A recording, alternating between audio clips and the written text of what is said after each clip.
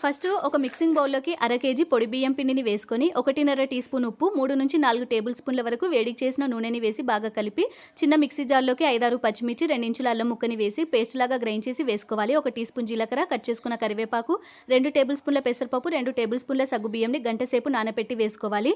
ఇప్పుడు పిండిని కలపడానికి వేడిగా ఉండే నీళ్లను వేసుకొని కొంచెం కొంచెంగా చపాతీ పిండి ముద్ద కంటే కూడా కొంచెం గట్టిగా కలిపి పిండి పైన ఇలా ఒక తడిబట్ట పెట్టి ఒక 10 నిమిషాల పాటు పక్కన పెట్టుకోవాలి. 10 నిమిషాల తర్వాత పిండిని ఒకసారి బాగా కలుపుకొని చిన్నగా బాల్స్ లాగా డివైడ్ చేసుకోవాలండి. అన్నీ ఒకే సైజులో రావాలి అనుకుంటే ఇలా ఒక స్పూన్ని తీసుకొని చిన్న బాల్స్ లాగా డివైడ్ చేసుకోవాలి.